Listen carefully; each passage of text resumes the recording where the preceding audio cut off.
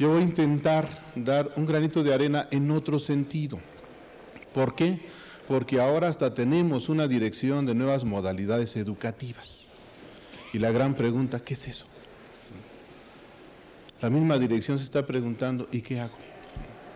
¿Qué vamos a entender por todo esto de las modalidades educativas? O las modas educativas, diríamos en ese sentido. El proyecto que estamos manejando, que quiero compartir con ustedes algunas de las reflexiones, es un proyecto que está todavía en proceso, llevamos apenas la primera parte, nos ha ido como en feria, por los grandes cambios que se han dado en el instituto y porque dependía de un proyecto que tenía la Dirección de Desarrollo Docente que se llama Diplomado de Investigación Documental para la Docencia y que en el 2005 solamente nos dejaron hacerlo hasta casi al final, en agosto, y eso nos limitó, ya no pudimos lograr el objetivo en ese año. Aquí participan la Gabriela Flores, de la Coordinación General de Servicios Informáticos, no se encuentra en este momento, pero sí se encuentra la maestra Patricia Leonor Monzón Álvarez, del Centro de Tecnología Educativa. Nos diseminamos porque todos éramos de desarrollo docente, pero finalmente nos esparcimos en la diáspora que hubo en diferentes lugares. El objetivo que tenía nuestro proyecto, o que tiene nuestro proyecto, es diseñar una estrategia metodológica que facilite el diseño e implementación de experiencias de aprendizaje, pero semipresenciales. Esto es algo que nos llamó mucho la atención, era la intención siempre continua de las autoridades de hay que enfrentarnos a las nuevas tecnologías, pero el cómo hacerlo no estaba claro. Ese cómo hacerlo nos llevó a ver qué experiencias estaban dando en el entorno en el que nosotros nos estábamos moviendo y empezamos a ver que si bien las experiencias de enseñanza están vinculadas al proceso educativo dentro del contexto de la gran globalización, se han dado una serie de instrumentaciones en diferentes lugares, sobre todo en las instituciones de educación superior, que son las que nos interesan a nosotros, pero que habían dejado cojo el proceso mismo como tal. Nos enfrentábamos a cambios que estaban también en crisis continuas. De repente nosotros nos enfrentamos a que existían una serie de intentos, como el Instituto Latinoamericano de Comunicación Educativa, ¿verdad? Ya hablaríamos desde la Open University, pasando por toda esta serie de acontecimientos importantes de la comunicación que vienen dándose en lo que es el siglo pasado, ¿verdad?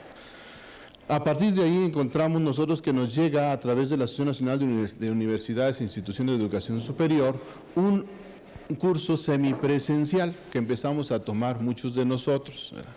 Y nos llamó la atención cómo se fue desarrollando y nos hicimos la gran pregunta, ¿eso es experiencias semipresenciales? ¿Ese es el modelo a seguir o habría otros modelos que instrumentar? Esto nos llevó entonces a investigar un poco y nos dimos cuenta que en el discurso de 2000 del doctor Reyes Tamés en la Universidad Autónoma de Nuevo León, nos dice que ya había el SUADEC estado investigando y diseñando modelos pedagógicos y la coordinación de comunidades de aprendizaje y multimedia eran algunos de estos desarrollos, algo interesante, ¿verdad? Algo que nos estaba llevando entonces al uso de estas multimedias en la educación directamente. Había otras instituciones, no dejamos atrás a las públicas, estaba la UNAM, la UAM, la UAM Xochimilco, la UAM Azcapotzalco, el ILCE mismo, la NUYES, que estaban también impulsando este tipo de propuestas, ¿no? Entonces decíamos, ¿y el Politécnico qué hacemos? Tenemos antecedentes también interesantes en el Politécnico a partir de aquellas instancias que pretendían hacia una educación virtual, sobre todo en los ambientes virtuales de aprendizaje, que desgraciadamente la plataforma politécnica no se instrumentó y tuvimos que traer del exterior porque nos lo vendía el famoso sistema, ¿verdad?, de IBM para instrumentar los cursos aquí en el Instituto Politécnico Nacional. Algunas de estas entonces nos van a llevar a una serie de, digamos, el objetivo que tenían estos en cuanto al uso de las computadoras dentro del aprendizaje. El objetivo de los sistemas de enseñanza y aprendizaje por computadora implica reducir de manera efectiva el proceso de aprendizaje tanto individual como en grupo, ¿verdad? Pero se nos olvida que la computadora es un medio, no es un fin. Es otra de las características importantes que hay que tener en cuenta. La computadora pretende rescatar las bondades del canal de comunicación cara a cara, ¿sí? Aquel con el que nosotros estamos familiarizados y que de alguna manera todavía nos queda ese recuerdo importante del ver al maestro, ¿sí? De sentir la presencia del lenguaje total, como diría Francisco Hernández, ¿verdad?, que nos está transmitiendo el conocimiento. Sin embargo, estas herramientas han evolucionado, ¿sí?, y se han desarrollado diferentes tipos de sistemas. Estos señores que desarrollan esos tipos de sistemas nos hablan de una instrucción asistida por computadora, ¿verdad? Nos hablan de una instrucción inteligente asistida por computadora y de sistemas tutores inteligentes. Y todavía hay más desarrollos. En el caso nuestro, lo que decidimos fue quedarnos para utilizar solamente los sistemas de enseñanza-aprendizaje por computadora y tratar de ver el sistema de agentes. La intervención educativa es importante. ¿Cómo intervenimos nosotros para desarrollar el aprendizaje? La intervención educativa es un proceso complejo dentro del cual intervienen sujetos definidos en circunstancias claras. Su actuar se enmarca por elementos reflexivos y condicionantes que deben ser equilibrados e intercalados formando esquemas multidisciplinarios formales de participación. Esto nos lleva a que podríamos considerar el acto educativo como un acto comunicativo. Tomaríamos un poco de Habermas, su idea de la acción comunicativa, pero en el aula. ¿Qué está ocurriendo? Profesores y alumnos, los actores que estamos ahí, estamos realizando realmente un acto de comunicación. Gracias a eso, los sujetos adoptamos las funciones de transmitores y receptores. Este modelo no es nuevo, no es tampoco, digamos, en ese sentido ignorado, pero sí es bueno recordar para ver qué está ocurriendo en nuestros salones de clase y cómo nos vamos a ir distanciando. De repente, esta distancia entre el transmisor y el receptor empieza a darse cada vez más grande, pero no solamente es la distancia, sino también el tiempo. Primero tenemos el correo, ¿verdad? Después nos llega el telégrafo, después nos llega el teléfono, y ahora pues nuestro teléfono lo tenemos en la mano, ¿verdad? Y resulta que a veces estamos aquí en el mismo edificio y nos estamos comunicando. La distancia es muy corta, pero también podemos comunicarnos a otras grandes distancias. Estos van a influir entonces en el modelo comunicativo y en la acción de comunicación, pero también nos van a dar los grandes ruidos del aprendizaje. Esto nos lleva a considerar entonces los llamados sistemas, los sistemas de educación. Un recuerdo muy importante, ya que la mayoría estamos por esas fechas, ¿verdad? Diría, cuando ocurre ya en los 70s, esa discusión entre los sistemas abiertos y escolarizados. El sistema abierto es flexible, el sistema escolarizado es inflexible. El sistema escolarizado es cíclico, necesitamos cubrir forzosamente el ciclo. Yo no puedo adelantarme, ¿no? El sistema abierto es flexible de tal manera que no es necesariamente cíclico, sino que nosotros podemos estar adelantando las materias en el momento que queramos. Estas flexibilidades después se van a querer traducir hacia la enseñanza virtual, pero con ciertos problemas por nuestros esquemas mentales que tenemos y culturales.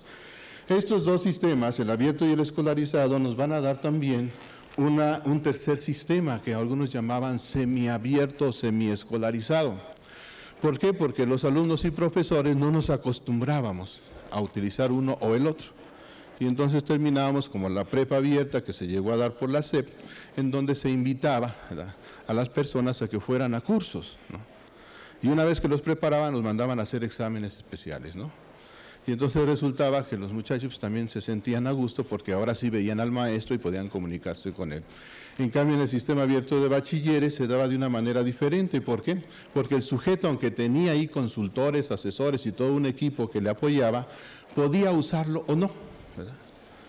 Y entonces necesariamente no tenía que estar yendo a clase, solamente iba a asesorías específicas de dudas concretas que tenía sobre los materiales.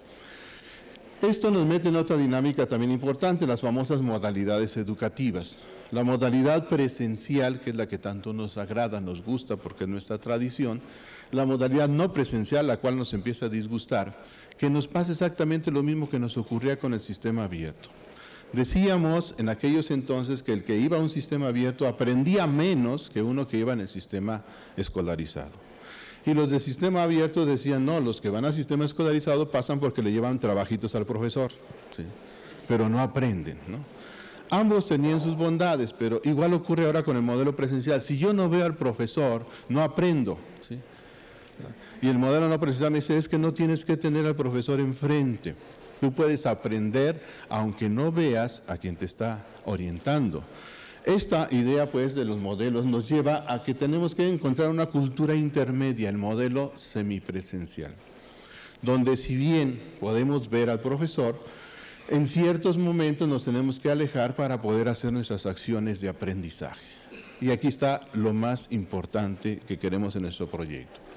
Cómo diseñar esas acciones que van a funcionar fuera del modelo presencial, fuera del salón de clases. ¿Cómo los voy a orientar para que aprendan? Y entonces viene una traducción. El docente se transforma en un experto en aprendizajes. Ya no es un experto en enseñar, ¿sí? Porque enseñar es lo que estoy haciendo ahorita, un show, ¿no? Ahora, ¿cómo voy a hacer que ustedes aprendan? Tendría yo que decidir cómo se da el proceso de aprendizaje.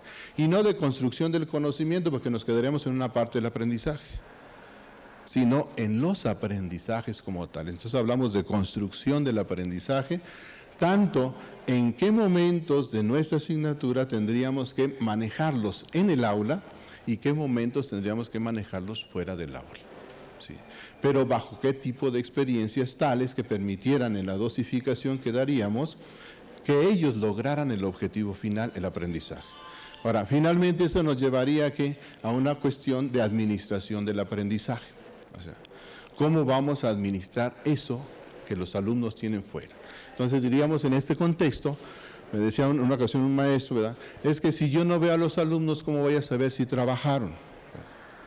¿Y para qué quieres saber si trabajaron? Lo que te interesa es que aprendieron, ¿no? ¿Y cómo sabes que aprendieron? Pues tienes muchos instrumentos con los cuales puedes averiguar si aprendieron o no aprendieron.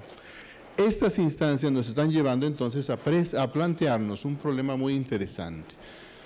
¿Qué metodología o qué estrategia metodológica podremos nosotros utilizar para lograr establecer un proceso tal que nos lleve al diseño de experiencias de aprendizaje, pero en sistemas semipresenciales? Que no confundamos, ¿sí? Que no confundamos estos sistemas con lo que luego nos dicen ahí, que inclusive tenemos discusiones ya en el equipo, ¿verdad? Lo que decimos es que hay unas como las teleconferencias que suelen ser lo que llamamos nosotros sistemas presenciales a distancia. Lo único que medio es que no estoy con él, pero lo estoy viendo y es sincrónico, ¿sí? Entonces hay que distinguir los sistemas presenciales a distancia de los sistemas no presenciales a distancia. Entonces ya hablamos de los videocassettes, o sea, ahorita están filmando las ponencias, después nos van a decir, ok, ya estás filmando las ponencias, cualquiera puede entonces llegar a verlo y repite todo el proceso que nosotros ahorita en este momento estamos haciendo de comunicación. Pero ya no puedo preguntarle al otro. Entonces, esas son dinámicas y distancias diferentes que nos van a llevar en conjunto a plantearnos nuevas técnicas, nuevas herramientas y sobre todo nuevas estrategias de aprendizaje para diseñar estos ambientes de semipresenciales. Con esto cerraría mi participación. Gracias.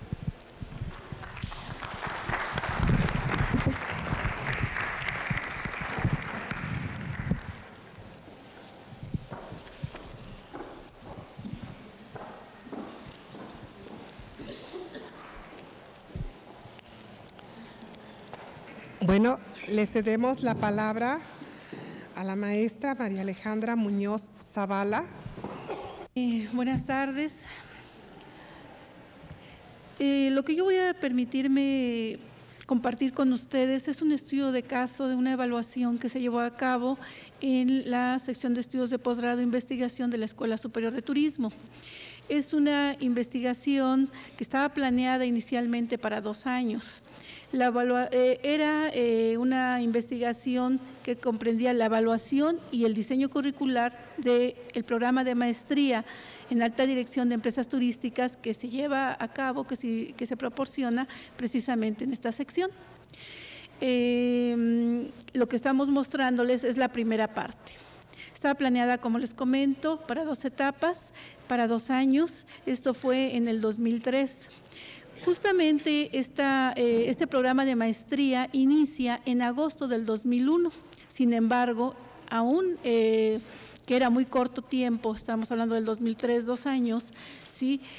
Ya se podían observar problemas dentro de la currícula internamente, manifiestos en las aulas y manifiestos en no una concordancia como se debería de tener por las diferentes asignaturas. Esto nos llevó a plantear la posibilidad de hacer este trabajo precisamente en primera instancia de evaluación y posteriormente la propuesta del diseño curricular. ¿Por qué les digo que les comparto exclusivamente la primera parte, que es evaluación? Les explico. En el primer año, al terminar y presentar nuestra evaluación, justamente plantear la segunda parte como una recurrencia en el proyecto, se nos indicó, que a lo mejor en ese momento no lo entendimos, pero posteriormente entendimos que era lo correcto, se nos indicó que en base a la dinámica que se estaba llevando a cabo en concreto en la Escuela Superior de Turismo en cuanto a incorporar la licenciatura al nuevo modelo y precisamente el desarrollo de los trabajos en cuanto al nuevo modelo, tanto en el nivel superior como en el nivel de posgrado, se debería de no continuar con el trabajo, dejarlo nada más en términos de evaluación y el trabajo sería retomado en conjunto por todos los profesores de la maestría, no solamente con un director y un participante que éramos quienes estábamos llevando el trabajo, sino debería de ser realizado por la comunidad. ¿Por qué? Porque es precisamente el espíritu en gran medida del nuevo modelo. En ese momento, reitero, no se entendió porque, bueno, era no darle continuidad a un trabajo que considerábamos que ya teníamos el 50% del mismo. Sin embargo, el tiempo le ha dado la razón a esta decisión.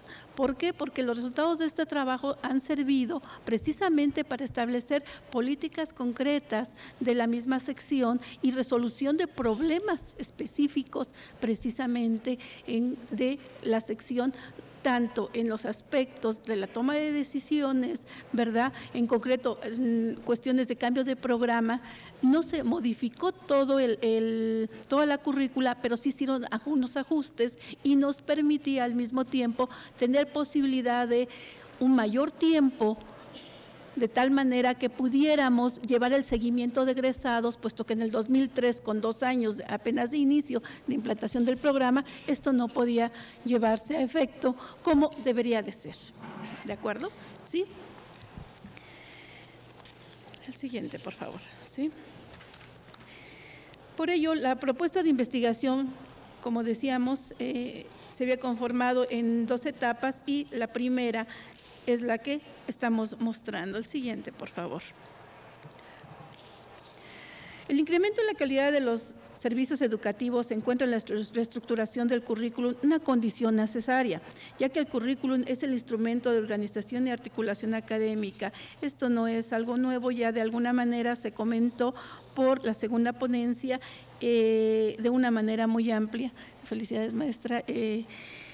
Yo siento que lo que vamos a mostrar es una cuestión práctica, específica de cómo se llevó a cabo esta situación que la maestra nos explicó tan ampliamente. ¿Sí? La evaluación curricular tiene como propósito, entonces, en estos aspectos teóricos, que nada más mencionaremos algunos pequeños, tiene como propósito mejorar el programa educativo, existiendo diversos tipos de evaluación y entre otros aspectos a evaluar se encuentra: 1. La consistencia interna y externa del currículum. En este punto es recomendable esperar un tiempo posterior a que egresen las primeras generaciones de un plan de estudios para que se realice la evaluación externa, que esta era la situación que nosotros no podíamos cubrir en esos momentos, puesto que apenas se estaba teniendo el egreso recientemente de la primera generación. ¿Sí? El segundo punto es la operación del programa y la calidad del servicio educativo que se presta. En cuanto a los dos elementos a evaluar en la currícula, el punto 1 representa la consistencia interna y externa del currículo, y debido a que el periodo de estudio de la investigación, como habíamos mencionado, era en ese periodo, ¿verdad? ¿Sí? Nada más nos abocamos al aspecto interno, ¿sí? Así como el punto 2 de la operación del programa y la calidad del servicio educativo que se estaba prestando en esos momentos. Sí, por favor. El estudio diagnóstico se realizó en 3 grandes bloques, considerando estos elementos anteriores, que fueron un diagnóstico general, la evaluación de los docentes y evaluación de los alumnos. En cuanto a el diagnóstico general, vimos 3 apartados, que eran los recursos humanos, recursos materiales y técnicos, y la investigación científica y tecnológica de la sección. La evaluación de los docentes nos llevaba a manejar, lo ubicamos en 3 apartados, ¿sí? Una evaluación general, el análisis precisamente de estos resultados y la instrumentación didáctica como un aspecto muy importante a considerar en la problemática que se nos estaba dando en esos momentos. ¿Sí? En cuanto a la evaluación de los alumnos, se vieron 5 aspectos que fueron un análisis de los aspirantes a la maestría. Nosotros tenemos un curso propedéutico en el cual proporcionamos 5 asignaturas. Es un curso en el que el alumno va a tener que aprobar las mismas para poder ingresar ya formalmente a sus estudios de maestría, que es este curso el que nosotros evaluamos en ese momento, ¿sí?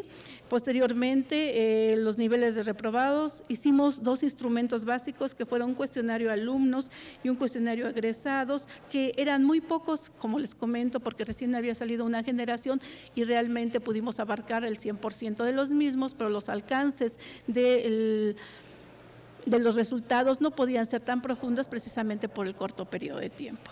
Y un programa específico que era el seminario de tesis. Voy a compartir con ustedes algunos aspectos, nada más por cuestiones de tiempo, creo que no podríamos verlos todos, ¿sí? En el diagnóstico general, en cuanto a los recursos humanos, ¿sí? Nosotros consideramos, antes que nada, los aspectos potenciales que se habían planteado en el programa inicial, ¿sí? Para que se llevara a cabo la aprobación justamente de ese programa, y posteriormente también los parámetros reales, ¿verdad?, que se tenían. Esto es, entonces nos manejamos en estos 2 grandes bloques, los aspectos potenciales y los aspectos reales. Hicimos todo un inventario de los mismos con un análisis detallado de el personal docente, o sea, en el siguiente, por favor, ¿sí? En el personal docente, por ejemplo, en el que vimos cuestiones tales como nivel de estudios de licenciatura, especialidad de la licenciatura, estudios de posgrado, diferentes lugares donde habían estudiado, características administrativas, que es la gráfica que estamos compartiendo, ¿sí? Características administrativas, los diferentes niveles, porque como ustedes conocerán, pues no es lo mismo, ¿verdad?, el que podamos tener un maestro, un doctor que asesore, que pueda darle realmente un seguimiento a una tesis de grado cuando tiene un tiempo completo, que cuando es profesor de horas. Sí, es una panorámica totalmente diferente. Se hizo, por último, en la siguiente, por favor, en este aspecto, ¿sí?, un análisis de cada una de estas situaciones, como les comento, tanto en los aspectos potenciales, en los aspectos reales, lógicamente para detectar nuestras necesidades y la evolución a través de, aunque había sido un corto periodo de tiempo, cuál había sido la tendencia que se había tenido de estos elementos. ¿Sí? Por favor.